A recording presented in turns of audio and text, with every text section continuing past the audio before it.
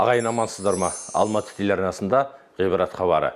Бүгінгі тақырыбымыз Қазақстандағы қазіргі діни ахуал. Осы тақырыпта әңгімелесу үшін қонаққа келген азаматтар Нұрбек Әуесханұлы, Алматы қаласының бас имамы, және Мерхат Мадияров, Алматы қаласындағы Шаңырақ діни кеңес беру, алдын алу және оңалту орталығының директоры. Осы дін саласына байланысты біраз өзгерістер болып жатыр елімізде. Ошығыпта тұр ағымдарға байланысты. Соған орай осы жақында дін істері және азаматтық қоғам министрлігі құрылды. Ол министрліктің басшысы Нұрлан Ермекбаев мырза жақында Астанада үлкен бір брифинг өткізді. Ол брифингте министрліктің негізгі жұмыстарын баяндап, айқындап, мақсаттарын да айтып берді. Осы тақырыбымызға тұздық болсын, министрдің сөйлеген сөзінен бір өзімді көріп алсақ. Ислам әлемінде, соның ішінде бірқатар араб елдерінің өзінде салафизм идеялары беделді діни тұлғалар мен заманауи ислам ойшылдары тарапынан сынға ұшырап отырғанын көріп отырмыз. Біз осыған байланысты салафизмді Қазақстан Республикасы үшін мүлдем жат әрі теріс діни ағым деп санаймыз. Елімізге сырттан келген бұл діни ағым күн өткен сайын халық тарапынан тойтарысқа ұшырауда. Жалпы қазақстандық қоғам радикализмге жетелейтін бұл жат ағымға теріс көзқараста. Осы себепті бүгінгі күнде еліміздегі салафизм жақтастарының саны азайып жатқандығы байқалады. Және олардың Қазақстанда ұйымдасқан құрылымдары жоқ. Сондықтан алдағы уақытта салафизм идеологиясын насихаттайтын ұйымдардың пайда болуына, әдебиеттерінің таралуына және интернет сайттарының жұмыстарына жол бермейтін боламыз. Қажет болған жағдайда Қазақстан мұсылмандары діни басқармасына діндар азаматтар тарапынан ел мешіттерінде бекітілген тәртіп ережелерін сақтауға көмектесетін боламыз. Біз қазақстандық дана халқымыз елімізге жат салафизмнің ағымның таралуына заңмен тыйым салмай-ақ жол бермейді және зайырлы қағидаттарды басшылыққа алатын заманауи Қазақстанды құруды таңдайды деп сенеміз. Енді бұл министрдің ресми мәлімдемесі. Министрліктің айтылған сөз деген сөз. Айтып отыр, жаңағы діни басқармаларға, мешіттерге көмектесеміз дейді, ішкі заңдылықтарын сақтауға. Жаңағы, мысалы, имамдарға кедергі келтірсе, намаз оқуға келген азаматтарға кедергі келтірсе, көмектесеміз дейді. Бұл бір бөлек. Бірақ соңында айтып отыр, жаңағы сіз айтқандай байсалды деген, оларға заңмен тыйым салмай-ақ, ағартушылық жолмен күресетін боламыз дегенде әңгіме айтып отыр. Кері ағымда тек ағартушылықпен жеңуге бола ма? Ағартушылықпен жеңу мүмкін емес деп айта алмаймыз, дегенмен қиын. Біз оны ойланып жүргенде, ағартушылық қайтарамыз деп жүрген кезде, халқымыздың негізгі бөлігі солардың соңынан кетіп, отқа түскен қиын жағдайларға жетуіміз мүмкін. Сондықтан да бұны біз қазір уақытында дер кезін тоқтатпасақ, болашақ бұл одан сайын ауырлай, қиындай түсетін ешқандай күмәніміз жоқ. Дер кезінде тоқтату дегеніміз не ол? Заңмен бе? Заңмен тоқтату. Бұл жерде ағартушылық жұмыстары жүріп жатыр. Біздің Қазақстан мұсылмандар діни басқармасында 2500 мешіт бар.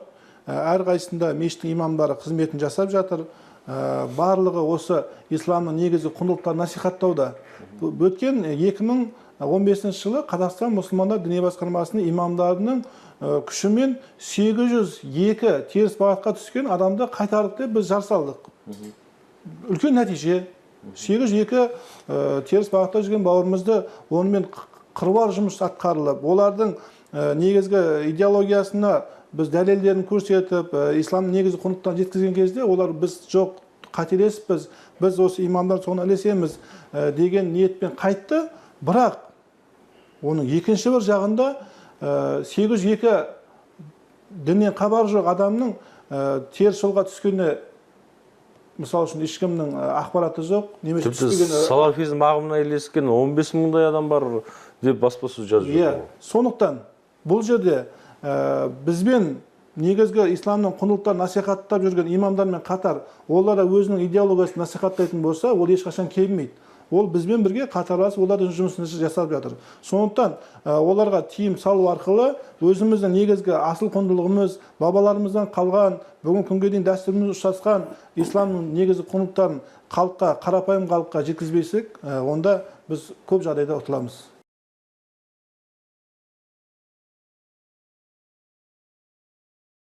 Жалпы кері ағымға кеткен адамдар, сіз айтып отырсыз, 802 адамды қайтардық деп. Қайтардыңыздар. Қайтпаған адамдар болады екен. Тіпті өзінің айтқаны менікі дұрыс деп тұрып алады. Ондай адамдарды қайтеміз. Біз мына шаңырақ қоғамында қазір бір 7-8 мектепті қалыптастырайын деп отырмыз. Қарасаңыз, бір ойласаңыз 16 деп біз тек қана жаңағы кері ағым кеткендердің артынан жүгіріп жүрмейміз. Неге? Себебі олар қарасаңыздар, жұма намазына келгенде біз бәріміз құрметтейтін имамдар даусымыз шығармай, аузымыз ашылып тыңдап отырған кезде бұлар құлақтарына наушниктерін салып алып тыңдамайды. Имамды менсінбейді. Ол не деген масқара. Ал енді мына шам мен құптан намазының арасында имамдар соншалықты барын, дүниенің бәрін тәрк етіп, жан салып, жамағатқа айтып жатады, отанды қорғау керек, қыздарымызға қарау керек, мына қыздарымыз, балалар тәрбиелеуіміз керек, сақиқ ұрпақ тәрбиелеуіміз керек деп жатады. Аналар сыртта тұрады. Тәрбиелік мәні бар уағыздар тыңдамайды. Жоқ, сыртта тұрады, біреу ана қарап тұрады, болды қамат айтылып жатыр, кірейді де, сол кезде кіреді. Көрдіңіз бе? Неге? Сырттағы шейхтар айтып қойған. Тыңдама, шүбә кіреді жібіңе. Шайтан бар ғой іштерінде онда. Енді мынау министр айтады, діни экстремизм, терроризмнің алдын алу жұмыстары негізгі 2 бағытта жүргізілетін болады. Жалпы профилактика және мақсатты реабилитациялау жұмыстары деді. Реабилитация дегеніміз жаңағы емдеу, оңалту ғой енді сіздердің. Соның ішінде екіншісінде жаңа сіз басқарып отырған мекемеге байланысты қатысты ойын айтады. Яғни мақсатты реабилитация дегеніміз тәуекел топтарымен, яғни экстремистік ағымдардың идеологияларына еріп кеткен адамдарды теологиялық тұрғыдан дәстүрлі сенімге қайтару мақсатында жеке жұмыстар жүргізу арқылы іске асырылатын болады деді. Сіздер сондай жұмыс істейсіздер ме? Әр адаммен жеке жұмыс істейсіздер ме? Әрине, енді былай да, бұны біз дерт деп танитын болсақ, мына дәрігерлер аурудың дертін айтпағанда өздерін шамасы жетпесе консилиум жинайды. Яғни білікті мамандар жан-жақтан шақырады, соны қарайды, содан кейін айтады, мынау ауру мынандай екен деп бір не береді, андай диагноз қояды. Ал енді біз қазір қоғамдағы осы сәләф вахабис деп отырмыз. Соның мына эксперттердің, сарапшылардың ойынша қанша пайызы бұлардың ішінде кімдер? Бұлардың серке болып жүргендері бар. Соларды айқындау керек. Сонан кейін еліктеушілер бар. Мен ойымша бұлардың жартысынан көбі сол еліктеп ойлап тұрады, мүмкін мына имамның айтқаны дұрыс шығар, мыналардың айтқаны дұрыс шығар. Болмаса екінші біреулерінде бұл ішкі наразылық бар. Ішкі қоғамдағы наразылық бар жастарда. Қандай наразылық? Қандай? Мысалы үшін ол ауылдан келді, жұмыс жоқ, диплом бар, жұмысқа тұра алмайды. Ана өзімен бірге өскен бір бала жұмысы да бар, анау жаққа кетті, анау жаққа кетті, мына жаққа кетті, жап-жас бала әкім болып кетті, сөйтіп кетті, бүйтіп кетті деген ол ішкі наразылық тудырады. Сонда осының түбін қарау керек. Кез келген нәрсенің түбіне үңілуіміз керек. Демек, бұл әлеуметтік мәселе ғой. Әрине, мынау қарап отырсаңыз, қазіргі осы кері ағым дейсіз, осының бәрі тудыратыны негізгі әлеуметтік мәселелер.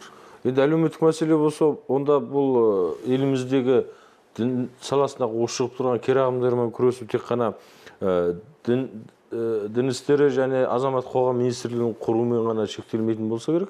Демек, бүкіл үкімет, мемлекет, үкіметтің барлық саласында білім министрлігі бар, жаңағы ақпарат министрлігі бар, еңбекпен қамту министрлігі бар, бәрі бірігіп жұмыс істейтін нәрсе болып тұр ғой. Әрине, біз мына ақпарат насихат тобын аудандарда жинаған кезде біз не дейміз? Біз айтамыз, сіздер ана оқу бөлімінің бастығын шақырыңыздар, кәсіпкерлік бөлімінің бастығын шақырыңыздар, еңбекпен қамту жаңағы әлеуметтік бөлімнің бастығын шақырыңыздар. Неге?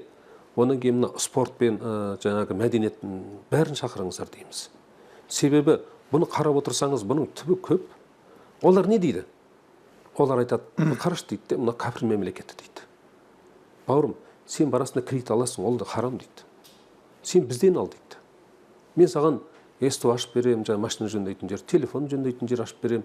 Бірақ оны қайтарғаннан кейін ол ақшаны бізге қайтармай қойып, келесі бауырыңа бер деп ақырын сандарын көбейте береді. Бізде қалай, біз қарасаңыздар, осындай мәселе болды. Ойбай, мына имамдар кінәлі дей саламыз. Бізге имамдарға не істеп отырмыз? Жаңа айтып жатыр, қолдай көрсетеміз деп. Осы имамдардың жағдайына үңілген адам бар ма? Олардың бала шағасы бар, мектепке барады, олар үй алу керек, тұру керек. Бұл кісілер мысалы үшін Құран бойынша кредит алуға болмайды.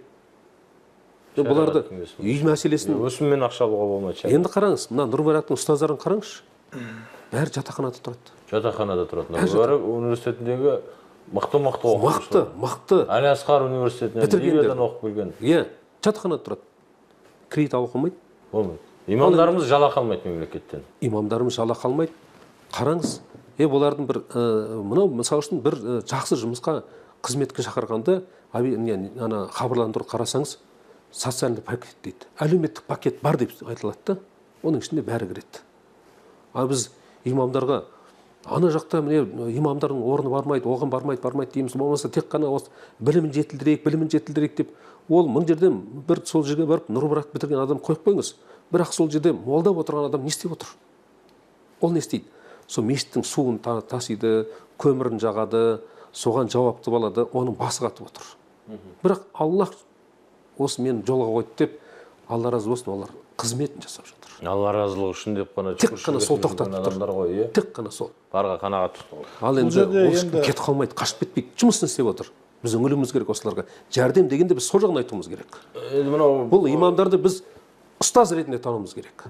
Демек меніңше, Нұрбек мырза, біз қазір бергі көрінісіне ғана қарап, шолақ балағы мен ұзын сақалына ғана мән беріп, арғы ішкі керағымның өте қауіпті екенін мазмұнына өңілмей бер жағын ғана бағалап, жалпы байсалды деп жүрген сәләфтардың ертең байбалам салғыш террорист болып шыққан кезде ғана бірақ бармағымызды тістеп қалуымыз мүмкін екен дегенде бір қазір бір ұлтты жегідей жеп бара жатқан құрттың өзегімізге түсіп кеткенін байқамай сөйтіп жүрген жоқпыз ба? Алдын ала дәрігерге барма, әбден өлім алдында барайын деп жүрген жоқпыз ба? Дұрыс айтасыз. Бұл жалпы мына уахабиліктің, сәләфиліктің қауіпті екендігі осыдан 10-15 жыл бұрын айтылған.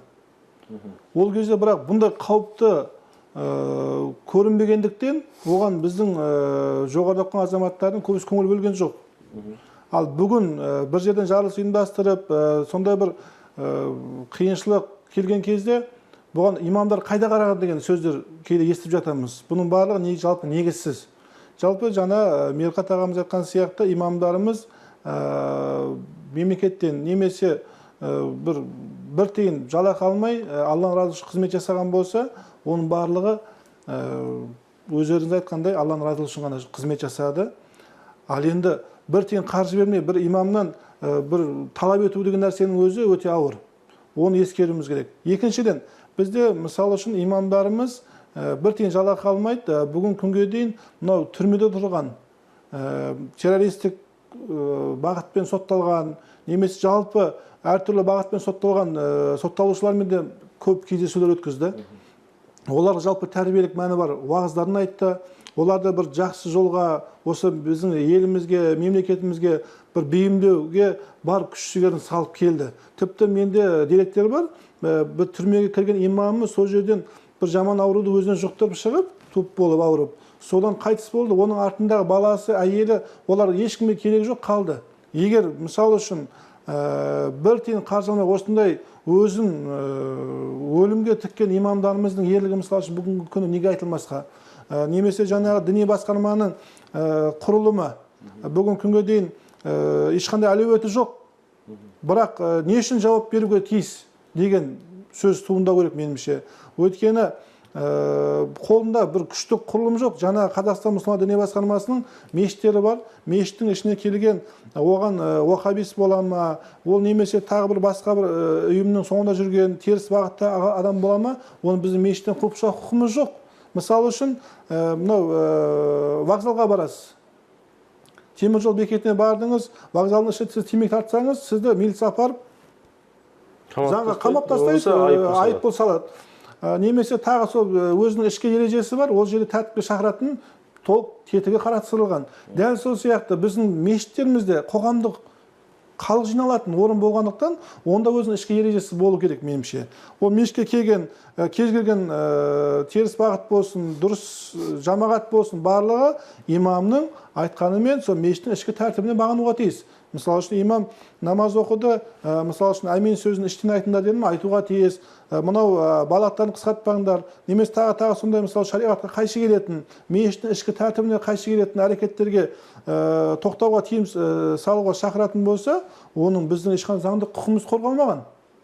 Шақыра алмайсыздар да. Шақыра да алмаймыз. Өйткені біздің мешіттің ішінде ондай біздің ешқандай құқығымыз қорғалмаған. Сондықтан статус жоқ сіздерде. Статусымыз жоқ. Біздің діни басқарманың мешіттердің өзінің статусын бекітіп, оның мешіттің ішіндегі ішкі тәртіп ережесін бекітпей, соған бұзған адамға жалпы айыппұл немесе жаңағы басқалай бір жолдармен шаралар қолданбай, ол бір нәтиже бермейді бұл. Сондықтан бұған да ескеруіміз тиіс. Бірінші, екіншіден бізде қазіргі таңда Қазақстан мұсылмандар діни басқармасының имамдары көшеге шығып болса да, жаназаға барса да, Құдай тамақ астарға барса да, немесе түрлі мекемелерде уағыз айтса, оны имам ретінде оның жауапкершілігі бар. Ол өткені елдің алдында, халықтың алдында, тіпті мемлекеттің алдында, діни басқарма алдында жауап береді, әрбір айтқан сөз үшін. Өткені ол сондықтан теріске немесе теріс ағымға шақыра алмайды. Ал енді біздің қазіргі әлеуметтік желіні ашыңыз, немесе көрінген, мысалы үшін той-томалаққа барсаңыз да, қазір ақыны да, әншісі де, немесе бизнесмені де, депутаты да. Бұның барлығы өзінің діннен нақты алған білімі жоқ, сауаты жоқ, жалпы діннен уағыз айту, насихаттау, бұл меніңше тоқтау салатын уақыт жетті бұған. Әр маман өзінің саласы бойынша айту керек. Меніңше дәрігерге қойылатын сұрақ медицинаға байланысты болса, немесе жаңағы химияға байланысты сұрақты қазақ тілі мұғаліміне қоймағанымыз сияқты, бұл жерде әр маман өзінің саласы бойынша айтатын болса, ал енді жаңағы ақыны, әншісі, бизнесмені, басқасы барлығы сол өзінің саласымен айналысып, дінге араласпай, тек қана ол діни сұрақтарға халыққа жауапты имамдар беретін болса, бұл бір нәтижесін береді. Сондықтан оны да ескеруіміз керек сияқты. Өкімет тарапынан заң енгізіліп, бір қадағалаушылық болмаса, ол тек қана бір ағартушылықпен біз жаңағында кері ағымдарды тоқтата алмаймыз. Ол адамдар соның зиянын біле тұрса да, ол кейбір, мысалы, әрбір адамның ақылы әртүрлі ғой, ақылдың деңгейіне қарап, олар жаңағыны қоғамда тыныш жатпайтын болады. Бәрібір ол өзі заңнан қорықпағаннан кейін ол үйлерде уағыз насихат жасайды, әртүрлі ғаламторда отырып басымызда ауыртатын болады. Сондықтан оған бір әрі ағартушылық тарапынан күшті оларға жаңағы адамдардың санасын қанағаттандыратын үгіт насихаттар жақсылап жүргізілу керек, әрі заң тарапынан біріне оларға бір жаңағындай заң шығарылып, оған тоқтау, тыйым салыну керек деп ойлаймын. Қазіргі кезде биліктің, мемлекеттің нақты тыйым салмай, тек қана ағартушылық бағыт арқылы радикалдық діни ағымдарға тойтарыс бере аламыз деуін мен мүлдем оңтайлы пікір ретінде қарастыра алмас едім. Себебі біздің елімізде, өздеріңіз білесіздер, социалистік режим, яғни атеистік режимнен кейін бірден зайырлық жаңағы сипатқа ауысқандықтан да еліміздегі көптеген қоғамда көптеген әртүрлі жаңағы діннен ада адамдарға неше түрлі жаңағы діни секталар келіп өздерінің діни бағыттарын кіріктіріп жіберді. Мемлекетпен іс-шаралар қабылданып, тікелей нормативтік құқықтық актілер қабылдану керек. Сонымен қатар біздегі қолданыстағы діни бірлестіктер және діни қызмет туралы заңға үлкен өзгерістер енгізілу қажет. Сонда ғана мүмкін оң нәтижеге қол жеткізуге болатын шығар деген ойдамын.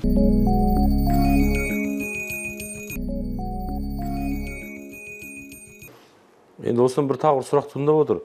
Қазақстан мұсылмандар діни басқармасы және мүфтият министрлікке бағынбайды ғой. Министрліктің құрамында емес, дін істері және азамат қоғам.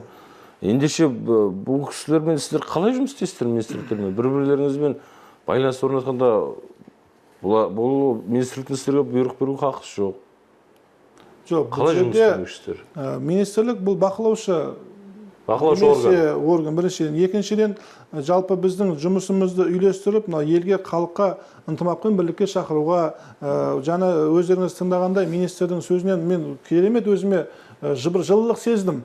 Бүгін күнге дейін естімеген сөздерді естіп отырмын. Қолдаймыз, Ол жерде қолдаймыз. Онан кейін жалпы негізгі осы дін мәселесінде Қазақстан мұсылмандар діни басқармасы мен муфтиятпен бірге қызмет жасаймыз деген сөз, бұл біз үшін өте үлкен, біз басымыздан сипап, мынау діни мәселені, ушыққан мәселені бірге шешейік деген сөз. Сондықтан министр мырзаның бізге осындай қолдау көрсетеміз деп жатқан сөзі, меніңше діни басқарманың әлеуетін көтеретіндігіне. Екіншіден, жаңа заң қабылдаған кезде діни басқармаға бір арнайы статус, тіпті мешіттің ішкі ережелерінде бекітіп беруге тырысамыз деп жатқанды, меніңше екі қолымызды көтеріп, кез келген имам қолдайды. Сондықтан біз осы жаңадан ашық құрылған дін министрлігіне біз ақ жол тілейміз.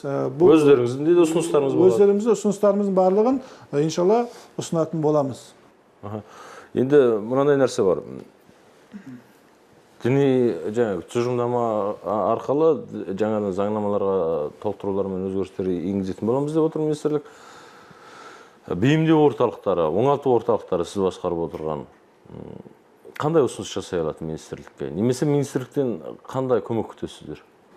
Біздің мынау қай жаққа қатты назар аударып басымырақ жұмыс істейміз дегенде, біз жаңағы қатып алған мына имамдардың айтқанына көнбей, қарсы сөйлеп отырғандардың артынан жүгіріп, әке көке деп ұзақ бұларды әлпештеп отыратындай күшіміз соған жұмсамауымыз керек. Оның артында әлсіздеу болып тұрған жаңағы талтайып анда-мында деп тұрғандар солармен жұмыс жасауға болады. Содан кейін тағы бір бағыт жаңа айтып отырған біздің қоғамдың рухани ағарту мәселесі тұрды. Бұл өзі жаңағы айтып жатқан алдын алу мәселелер. Біздің бас шарамыз қандай болу керек? Бір жағынан біз мына кері ағымдарға кетіп қалмады қатты жұмыс істеуіміз керек. Ол түсінікті. Ал енді кетіп қалған жаңағы сіз айтып отырғандай мүлдем тыңдамайтын адамдарға жүкіңіз тоздырмас үшін енді ол адамдарды қалай істейміз? Заң керек пе? Жаңа мына Қажеке жақсы айтты да. Мынау ағым келді кетеді. Харижде болған, бұлардан сорақыларда болған. Олар келді де кетті. Біз сабыр сақтауымыз керек, осы күнімізге шүкір деуіміз керек те. Аналармен әрине бұл қалай?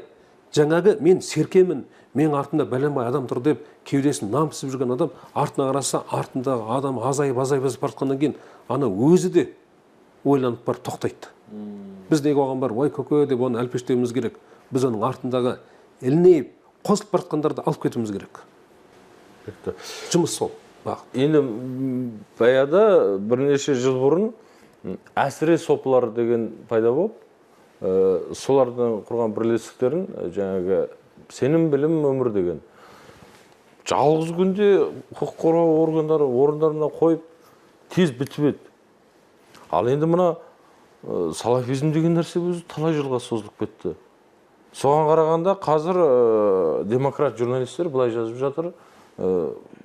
Бұлар тіпті парламентті, өкіметті, күштік құрылымдарда үлкен қызметке барып алған. Сондықтан бұл заң жобасы ұзаққа созылып, сейір құмшақтанып бара жатыр дейді. Бұл рас па? Әрине, оны ашығын айту керек, әркім өзімізге сұрақ қоямыз да. Бұл қалай болып кетті, бұл неге осылай болыпты деп. Жаңағы айтып отырған, сіз айтып отырған жаңағы осыған дейінгі болған кері ағымдар болатын болса, сопылар болсын, хизбу тахрир болсын, таблиғи жамаат болсын, қайсы болсын. Енді қарасаңыз жаңағы сопылар мен таблиғи жамаат бір адамды өлтіріпті, сөйтіп бір қиянат жасапты дегенде енді көп естіген жоқпыз. Болғанда жоқ, ешқандай террористік актілер жасаған жоқ. Атыпты дегенде. Террористік акт жасаған жоқ. Енді әрине көздерін жойды. Әрине Тоқтатты. Енді ал бұларда менің ойымша бұл мысалы үшін қарасаңыз мына ваххабизм ағымдағылар бұны алдын ала ескеріп отырды да. Өйткені адам салыстырады ғой. Салыстырып қараған кезде жаңағы сопыларды болмаса жаңағы таблиғи жамаат дінді көбесі түсінбесе де әйтеуір жүрегін алып жүгіріп елді имандыққа шақырсам деп әрекет жасап жүрген кезде адам ойлап салыстырады ғой. Мынау вахабист не айтып тұр, қолындағы телефонына қарайды, астына машинасына қарайды, мынау қарасам мынау қарапайым еді деп те. Сондықтан бұлардың күш салғаны мыналарды алаңнан алып тастады да, сөйтіп өздері қалған кезде аналардың кемшіліктерін ескеріп барып, кемшіліктерін ескерді де, соған баяғы мынандай усебесің ғой енді, усепкен кезде бұл қарсы иммунитет, не істеуіміз керек, ойланып барып істеп өткен шығар деп ойлаймын өзімше, сарапшы ретінде. Яғни салафит өкілдері жаңа табилиғи жамағаттардың жабылғанына, бұлардың жағдайларына әсер еткен. Демек біз халықты қалай тартуымыз керек, материалдық жағынан тартуымыз керек, жұмыс жағынан қамтамасыз ету жағынан. Бәрі ойластырылған. Ойымызды қорытындылайық, министрлік жаңа ғана құрылды. Сондықтан әрине кемшіліктер болады. Жаңадан жұмыс бастаған кезде, бірақ енді беталыстар жаман емес, бірлесіп жұмыс істейік деп шақырып отыр. Үміт күтесіздер ғой? Әрине. Біз көптен күткен қолдауды қазір жылылықты сезініп отырмыз. Сондықтан біздің діни басқарманың мамандарымен ақылдасып, бір мәмілеге келіп, мына болашақта қандай бағыт ұстанамыз, мына біздің жастарымызды бір қалай дұрыс жолға бағыттаймыз деген ниеттеріне әрқашан қолдау көрсетіп, иншалла болашақта бір жақсы нәтиже болатынына ешқандай күмәніміз жоқ. Сондықтан біз қолдаймыз. Енді мына жаңа министрлік құрылуы арқылы сіздердің мына оңалту жұмыстарыңыз оңала түсетін шығар? Енді осы енді ғана ашылып жатқанның өзінде мен өз басым бір-екі жағдайларды көріп жатырмын. Қазірдің өзінде жаның ашиды. Біздің осы қоғамға жан-жақтан тартып жатыр. Мысалы үшін біз тек қана жаңағы бір кері ағым дегенде ислам дініндегі салафиттерді айтып отыратын болсақ, вахабистерді айтып отырсақ, болмаса қараңыздар, міне бір әйел адам жылап келді. 4 баласы бар, бірінен бір ең кішкентай қолында жаңағы анасының сүтін емізген бар. Сонда артынан жаңағы мына Рысқұлова Петровада орналасқан шіркеудің қазақ әйелдер артынан қоймайды ғой, қолында кітаптары бар. Псевдохристианство дейміз ғой. Кітаптары бар. Сонда мен қарап отырсам, ол жаңағы әйелдің түгі жоқ. Өз ағасының үйінде тұрады, жылап жүрген әйел ғой. Ойлап отырсам, бұдан не керек десем, ана балдар керек екен. Ана 4 баланы өзіне тартып, ертеңгі күні соларды жәрдемдесіп өсіріп, соларды міне біз асырағанбыз деп қоғамға қарсы салып қою. 4 бала одан кейін 40 бала тәрбиелеп шығады. Қараңыз, біз тек қана бір нәрсені қарамайық. Болмаса міне осы 2 рет жолықтық, бір терең ойлы, орысша сөйлейтін, өз режиссер болған бір керемет адам бар да, керемет. Сонымен бір 2 рет сөйлесек, ақырын жаймен, мен өзім тарихшы болғаннан тарихты айтамыз, ұлы бабаларды айтамыз, болмаса мына дінді айтамыз, соны отырып, осы жақсы ниеті, енді мен тыңдайтын бір ұстаздарыңыз бар ма деген, осы соңғы сөзімді бір жақсы жүрегім жылып қалды. Бар дедім, біздің Нұр Барақта бар, біздің мына орталық мешітте имандар бар, білімдер жетеді дедім. Жетеді білім. Неғып сөйлеспейсіз? Мен жоқтырыңыз деді. Міне қараңыз, оңалтудың жақсы. Сондай білімді, ана жаққа адасып кетіп қалған білімді азаматтарды қайтарсақ, олар өздері аналарға қарсы жұмыс істеп, жаңа қайтпай тұрғандар солар жұмыс істейді. Біз тек қана осы имам болмаса бір 3 теолог салып қойған одан ештеңе емес қой. Біз қоғамды жандандыруымыз керек. Қоғамды қозғауымыз керек. Абыройлы, аузында сөзі бар, ел тыңдайтын азаматтарды осыған жұмылдыруымыз керек. Құрметті ағайын, ол мұсылман болғанымыз дұрыс қой, әлхамдулилла бәріміз мұсылманбыз. Бірақ кез келген кері ағымның басты мақсаты ол билік. Яғни сізді мұсылманбыз деп дайындап алады. Демек, ертең мұсылман болған ана мұсылмандарға неге көмектеспесін деп Сирияға шақырады, Ливияға шақырады. Сондықтан алдымен өзіміздің қазақ екендігімізді ұмытпайық. Мұсылманбыз деп сізді дайындап қойған адам ертең басқа қазақтарға қарсы шығарады, қазақтың дәстүріне қарсы шығарады, қазақтың конституциясына, мемлекеттілігіне, бір тұтастығына қарсы болады. Шекарасын мойындамайтын болады. Мұсылман деген мемлекет құрайық, халифат құруды көздейді. Ал біздің ұлттық дініміз қазақ ислам. Қазақылығымыздан, қазақ исламдығымыздан, дәстүрімізден айырылмай ағайын. Аман болыңыздар.